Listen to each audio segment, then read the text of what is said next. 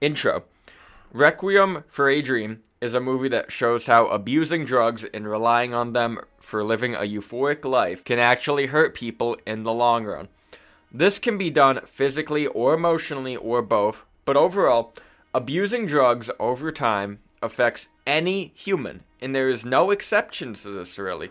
Even if you truly think you are the one person who will not be affected by it, you aren't. You're not above it. You're not magically above it. Everyone is basically affected in the long run. There's many steps to it, but also the movie shows this idea that it's not this little innocent thing. I know people in real life who are like that with some soft drugs and some hard ones, but the idea that like, oh, I'll try it once is kind of a false narrative.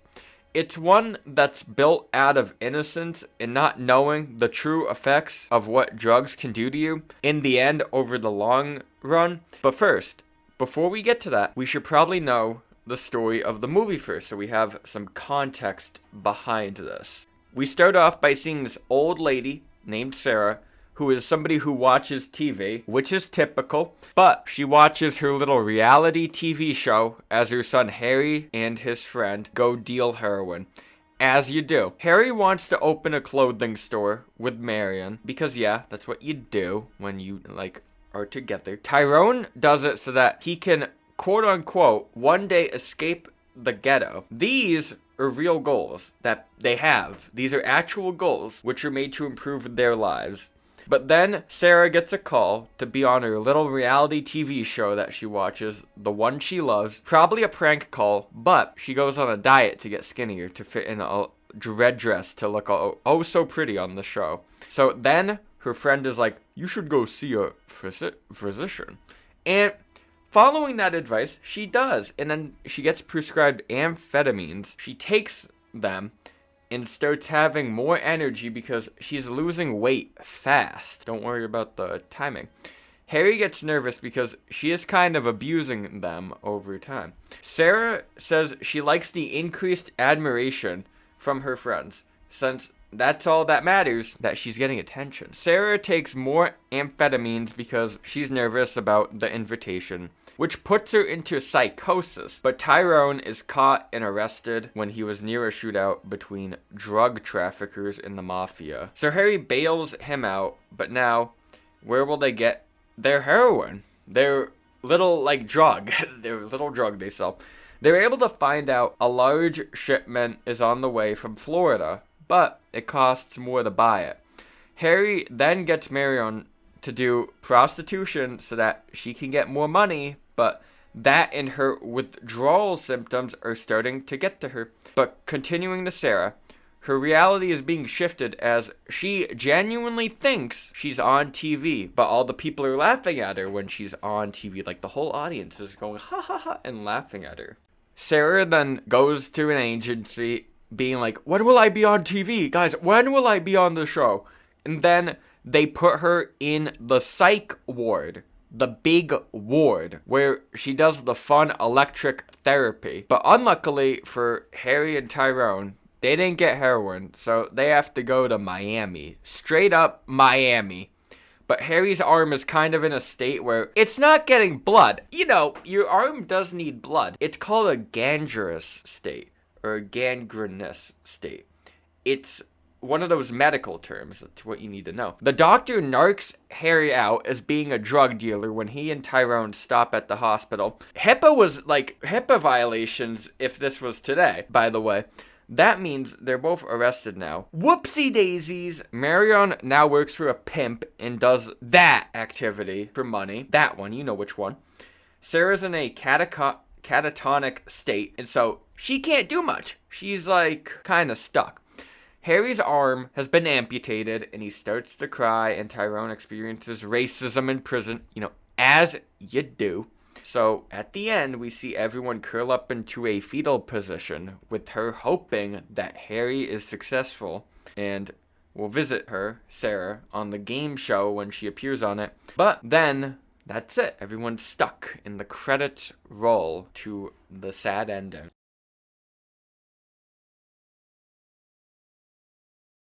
Now, when it comes to the idea of addiction, it is something that is very serious for most things. You can get addicted to basically anything, and it is kind of sad to see people get addicted to some things, or most things actually, because most of the time, if not all, it takes them down and it drains them and it changes them as a person. Let's take the big drugs, for example. There's a lot of drugs in the world. We know this. This is like fork found in kitchen statement. It's easy information to digest. There's a lot of drugs. There's a lot of types of drugs. This varies depending on the drug, since some are more addictive than others. Crack is more addictive than, let's say, weed, or it's harder to break that cycle. That's what addiction is mainly. Addiction really is not being able to break that unhealthy cycle. That could be for many reasons, but it is the main thing around addiction. Addiction is formed for many reasons, for a variety of things, like it feels good, passing the time, whatever it may be. Everyone has their own different reasons. People get addicted and have to keep doing that thing. Now, in the movie, they mainly talk about drugs because drugs are a pretty big portion of what people are addicted to. It's what you think about when you think about the word addiction. That's because it's what's commonly thought about as an addictive substance. Because when you think of addiction, what do you typically imagine? Because I know for dang sure, at least 9 out of 10, 90% would say drugs. Because that's what is pictured by mainly everyone. It's a common thing, and that's pretty much how society has been structured. That's what you picture when you think of addiction.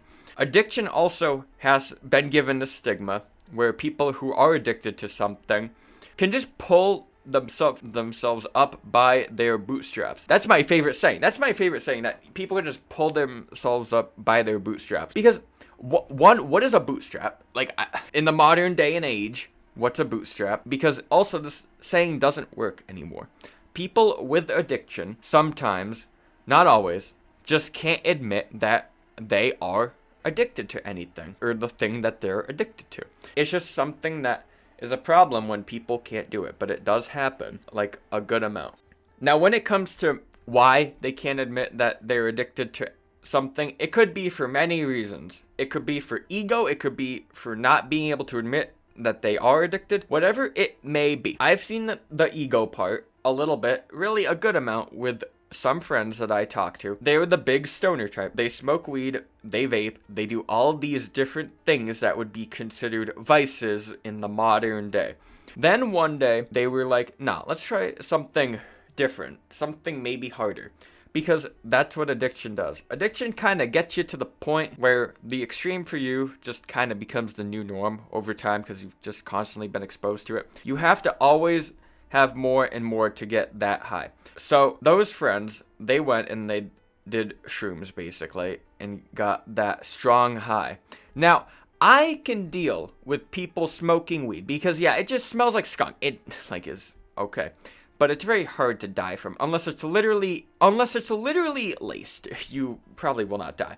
You at worst would green out from what I've heard. I'm not saying you should do that, by the way. I'm not. But I'm just saying I can deal with it. Now, was there a little thing for the experience and for them wanting to see visions or whatnot? Literally, yeah. That was all it was. That's what they said it was about afterwards. Now, shrooms are not deadly. It's just that when you do it like that stigma of you'll wander into the forest is kind of still there, in a way, depending on what you've been exposed to.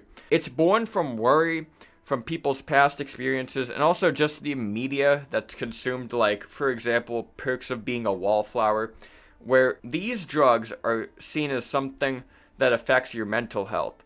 It drains you the more you get addicted to it, because you kind of get addicted to it, and you start to have a declining mental health. That's the idea of things like dopamine and whatnot. I'm not a neuroscientist, so I'm not going to go into that. You can do your own research if you want to learn more about that. That's the harmful part about not admitting you're addicted to something. Especially like weed, shrooms, alcohol, a lot of things. Like alky's a big one. You just get drained over time and wonder what's up. By the way, That's what happened. That's crazy work because people can sometimes just be predictable like that. You can just tell, depending on your friends or how long you've known them. You can just kind of tell over time if they're going to go down this path or they're going to go down another path. You can just tell over time. You kind of get that gut feeling about people. That's a different story for a different day, though. I have a lot of stories with friends that I could tell, but that's not the point of this. The point is to show addiction and what it can do to you. Now, when you take, let's say 5 milligrams of weed for your first edible, that may be like mild. Okay, that may be mild. Let's take 15, for example. That may feel like an extreme because 15, whoa. If somebody laced your brownie with that, it would be extreme, but like if you do, it's extreme. I almost did it, but used my good judgment. I used my good judgment and thinking or whatever and said no, because I know it's also an addictive feeling because it feels good. I know how to live life, I guess, but not to brag or anything. That's why people who usually don't like the feeling of drugs are usually like, nah, I'm good, and don't really get addicted. They can, but it's rare to see that if they don't like it, it seems like. But it's because they don't get that dopamine fix that people who are addicted usually get from these. That's why you get addicted, really. Let's think about it in primal terms, in minimalist sense. You want to do stuff that makes you happy, that's born into your nature, that's born to everyone's nature. Drugs and substances give you dopamine and make you happy. Therefore, you want to do them. That's why, like, you kind of can get addicted. There's your ethical argument, but you have this monkey see, monkey do image of neuron activation. It's how people were made to survive.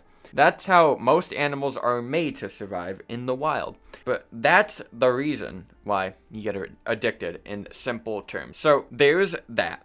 But also, the addiction doesn't stop at the same amount every time. Let's say you're eating and you have 10 blueberries. You got happy through that, it filled you up.